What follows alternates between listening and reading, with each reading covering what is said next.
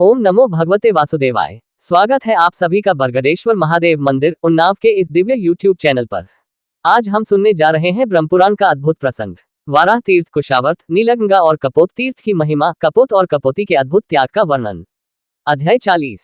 यदि आप भी ऐसे ही दिव्य पुराण प्रसंगों को सुनना चाहते हैं तो हमारे चैनल बरगदेश्वर महादेव मंदिर उन्नाव को सब्सक्राइब करें।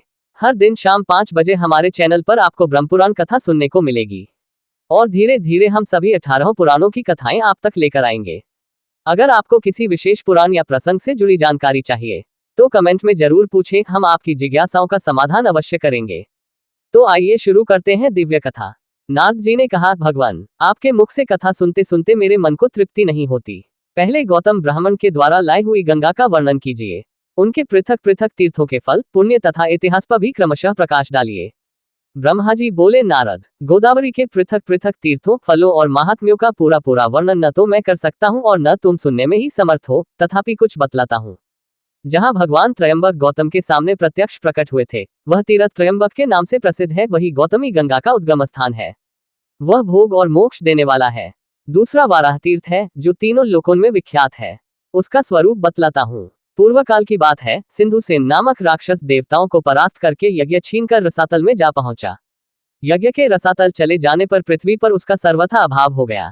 देवताओं ने सोचा, यज्ञ के बिना न तो ये लोक रह जाएगा और न परलोक ही, अतः अपने शत्रु के पीछे उन्होंने रसातल में भी धावा किया। परंतु इंद्र आदि देवता सिंधुसेन को जीत न सके।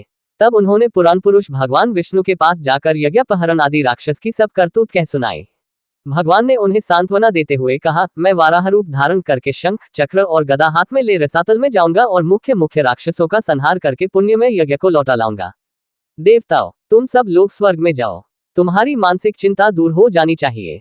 गंगा जी जिस मार्ग से रसातल में गई थी, उसी मार्ग से पृथ्वी को छेद कर चक्रधारी भगवान भी रसातल में पहुंच गए। उन्होंने वाराह रूप धारण करके रसातलवासी राक्षसों और दानवों का वध किया तथा महायज्ञ को मुख में रखकर रसातल से निकल आए। उस समय देवता ब्रह्मगिरि पर श्रीहरि की प्रतीक्षा करते थे। उस मार्ग से निकलकर भगवान गंगा स्त्रोत में आए और रक्त से लथपथ हुए अपने अंगों को गंगा जी के जल से धोया। उस स्थान पर वाराह नामक कुंड हो गया। इसके बाद भगवान ने मुंह में रखे हुए महायज्ञ को दे दिया।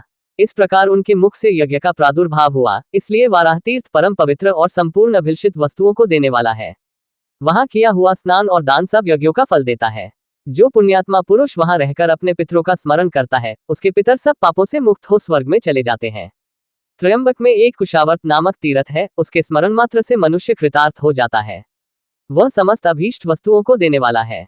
कुशावर्त उस तीर्थ का नाम है जहां महात्मा गौतम ने गंगा का कुशों से आवर्तन किया था। वे वहां गंगा को कुश से लौटा कर ले आए थे। कुशावर्त में किया हुआ दीखान और दान पितरों को तुति देने वाला है। नदियों में श्रेष्ठ गंगा नील पर्वत से निकली है, वहीं वे नीलगंगा के नाम से विख्यात है। मनुष्य शुद्धचित होकर नीलगंगा में स्नान आदि जो कुछ भी शुभ कर्म करता है, वह सब अक्षय जानना चाहिए। उससे पितरों को बड़ी तृप्ति होती है। गोदावरी में परम उत्तम कपोत तीर्थ भी है, जिसकी तीनों लोकों में प्रसिद्धि है। मुने, मैं उस तीर्थ का स्वरूप और महान फल बतलाता है। सुनो, ब्रह्मगिरि पर एक बड़ा भयंकर व्याध रहता था। वह ब्राह्मणों, साधुओं, यतियों, गौ, नी पक्षियों तथा मृगों की हत्या किया करता था। वह न पापात्मा बड़ा ही क्रोधी और असत्यवादी था। उसके हाथ में सदा पाश और धनुष मौजूद रहते ये थे। उस महापापी व्याध के मन में सदा पाप के ही संकल्प उठते थे। उसकी स्त्री और पुत्र भी उसी न स्वभाव के थे। एक दिन अपनी पत्नी की प्रेरणा से वह घने जंगल में घुस गया। वहां उस पापी ने अनेक प्रकार के मृगों और पक्षियों का वध किया। कितनों को जीवित ही पकड़कर पिंजरे में डाल दिया।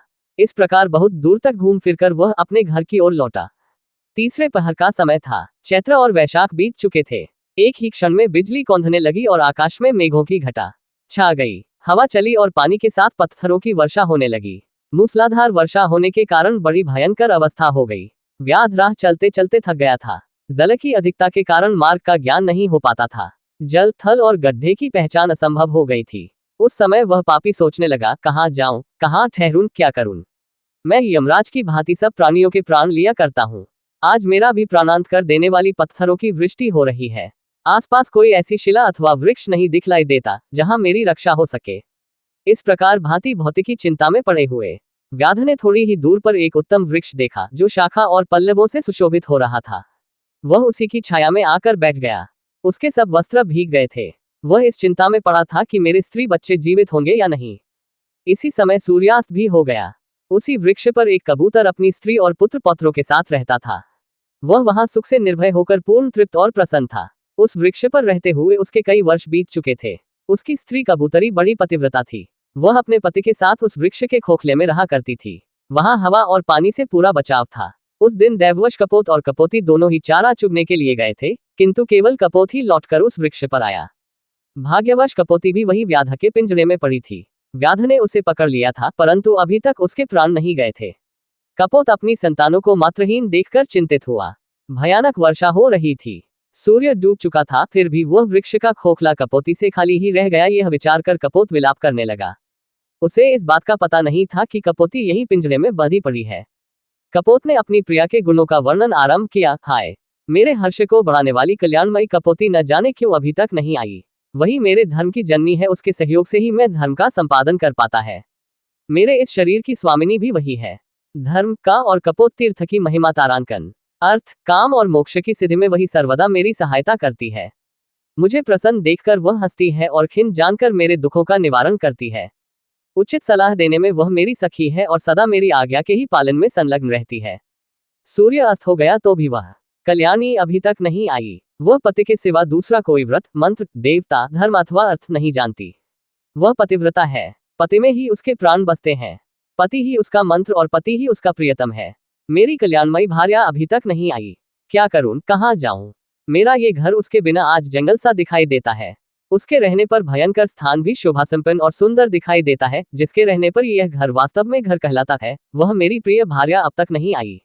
मैं उसके बिना जीवित नहीं रह सकूंगा। अपने प्रिय शरीर को भी त्याग दूंगा। किंतु ये बच्चे क्या करेंगे? ओह, आज मेरा धर्म लुप्त हो गया है। इस प्रकार विलाप करते हुए स्वामी के वचन सुनकर पिंजरे में पड़ी हुई कपोती बोली, खगश्रेष्ठ, मैं यहाँ पिंजरे में बंधी हुई बेबस हो गई हूँ। महामते, ये व्याध मुझे जाल में फंसा कर ले आया है। आज मैं धन्य हूँ और अनुगृहीत हूँ, क्योंकि पतिदेव मेरे गुणों का बखान करते हैं। मुझमें जो गुण है और जो नहीं है, उन एक सबका मेरे पतिदेव गान कर रहे हैं। इससे मैं निस्संदेह कृतार्थ हो गई। पति के संतुष्ट होने पर स्त्रियों पर संपूर्ण देवता संतुष्ट हो जाते हैं। इसके विपरीत यदि पति असंतुष्ट हो तो स्त्रियों का अवश्य नाश हो जाता है। प्राणनाथ, तुम ही मेरे देवता, तुम ही प्रभु, तुम ही सुहृद, तुम ही शरण, तुम ही व्रत, तुम ही स्वर्ग, तुम ही परब्रह्म और तुम ही मोक्ष हो। आर्य, मेरे लिए चिंता न करो। अपनी बुद्धि को धर्म में स्थिर करो। तुम्हारी कृपा से मैंने बहुतेरे भोग लिए हैं। अपनी प्रिया कपोती का यह वचन सुनकर कपोत उस वृक्ष से उतर आया और पिंजरे में पड़ी हुई कपोती के पास गया। वहां पहुंचकर उसने देखा, मेरी प्रिया जीवित है और व्याध मृतक की भांति निश्चेष्ट हो रहा है। तब उसने उसे बंधन से छुड़ाने का विचार किया। कपोती ने रोकते हुए कहा, महाभाग, संसार का संबंध स्थिर रहने वाला नहीं है। ऐसा जानकर मुझे बंधन से मुक्त न करो। इसमें मुझे व्याध का अपराध नहीं जान पड़ता। तुम अपनी धर्ममयी बुद्धि को दृढ़ करो। ब्राह्मणों के गुरु अग्नि है, सब वर्णों का गुरु ब्राह्मण है। स्त्रियों का गुरु उसका पति है और सब लोगों का गुरु अभ्यागत है। जो लोग अपने घर पर आए हुए अतिथि को वचनों द्वारा संतुष्ट करते हैं, उनके उन वचनों से वाणी की अधीश्वरी सरस्वती देवी तृप्त होती है। अतिथि को अन्न देने से इंद्र तृप्त होते हैं। उसके पैर धोने से पितर, उसके भोजन करने से प्रजापति, उसकी सेवा पूजा से लक्ष्मी सहित श्री विष्णु तथा उसके सुखपूर्वक शयन करने पर संपूर्ण देवता तृप्त होते हैं। अतः अतिथि सबके लिए परम पूजनीय है। यदि सूर्यास्त के बाद थका मांदा अतिथि घर पर आ जाए तो उसे देवता समझे, क्योंकि वह सब यज्ञों का फल रूप है। थके हुए अतिथि के साथ गृहस्थ के घर पर संपूर्ण देवता, पितर और अग्नि भी पधारते हैं। यदि अतिथि तृप्त हुआ तो उन्हें भी बड़ी प्रसन्नता होती है, और यदि वह निराश होकर चला गया तो वे भी निराश होकर ही लौटते हैं। अतः प्राणनाथ, आप सर्वथा दुख छोड़कर शांति धारण कीजिए और अपनी बुद्धि को शुभ में लगाकर धर्म का संपादन कीजिए। दूसरों के द्वारा किए हुए उपकार और अपकार दोनों ही साधु पुरुषों के विचार से श्रेष्ठ हैं।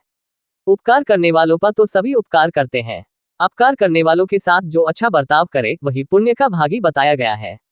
कपोत बोला, सुमुखी, तुमने हम दोनों के योग्य ही उत्तम बात कही है, किंतु इस विषय में मुझे कुछ और भी कहना है, उसे सुनो। कोई 1000 प्राणियों का भरण पोषण करता है, दूसरा 10 का ही निर्वाह करता है, और कोई ऐसा है जो सुखपूर्वक केवल अपनी जीविका का काम चला लेता है। किंतु हम लोग ऐसे जीवों में से हैं जो अपना ही पेट बड़े कष्ट से भर पाते हैं। कुछ लोग खाए खोद कर उसमें अन्न भरकर रखते हैं। कुछ लोग कोठे भर धान के धनी होते हैं और कितने ही घरों में धान भरकर रखते हैं, परंतु हमारे पास तो उतना ही संग्रह होता है जितना अपनी चोंच में आ जाए। शुभे, तुम ही बताओ, ऐसी दशा में इस थके मांदे अतिथि का आदर सत्कार मैं किस प्रकार करूं? कपोती ने कहा, नाथ, अग्नि, जल, मीठी वाणी, तृण और काष्ठ आदि जो भी संभव हो वह अतिथि को देना चाहिए। ये व्याध सर्दी से कष्ट पा रहा है। अपनी प्यारी स्त्री का कथन सुनकर पक्षीराज कपोत ने पेड़ पर चढ़कर सब और देखा तो कुछ दूरी पर उसे आग दिखाई दी। वहां जाकर वह चोट से एक जलती हुई लकड़ी उठा लाया और व्याध के आगे रखकर अग्नि को प्रज्वलित किया, फिर सूखे काठ, पत्ते और तिनके बार बार आग में डालने लगा। आग प्रज्वलित हो उठी। उसे देखकर सर्दी से दुखी व्याध ने अपने जडवत बने हुए अंगी को तपाया। इससे उसको बड़ा आराम मिला।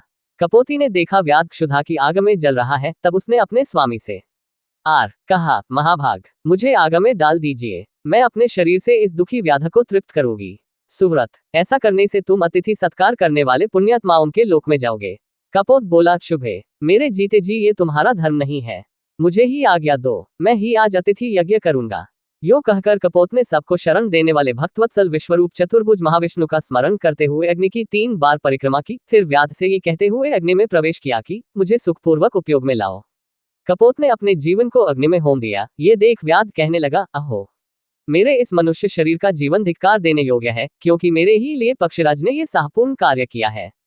यो कहते हुए व्याध से कपोती ने कहा, महाभाग, अब मुझे छोड़ दो, देखो मेरे ये पतिदेव मुझसे दूर चले जा रहे हैं। उसकी बात सुनकर व्याध सहम गया और तुरंत ही पिंजरे में पड़ी हुई कपोती को उसने छोड़ दिया।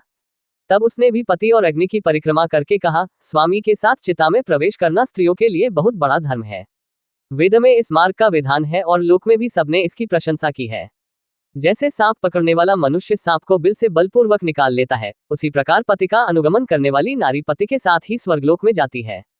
यो कहकर कपोती ने पृथ्वी, देवता, गंगा तथा वनस्पतियों को नमस्कार किया और अपने बच्चों को सांत्वना देकर व्याध से कहा, महाभाग, तुम्हारी ही कृपा से मेरे लिए ऐसा शुभ अवसर प्राप्त हुआ है, मैं पति के साथ स्वर्गलोक में जाती हूँ। यो कहकर वह पतिव्रता कपोती आग में प्रवेश कर गई। इसी समय आकाश में जय जयकार की ध्वनि गूंज उठी। तत्काल ही सूर्य के समान तेजस्वी अत्यंत सुंदर विमान उतर आया। दोनों दंपति देवता के समान दिव्य शरीर धारण करके उस पर आरूढ़ हुए और आश्चर्य में पड़े हुए व्याध से प्रसन्न होकर बोले, महामते, हम देवलोक में जाते हैं और तुम्हारी आज्ञा चाहते हैं।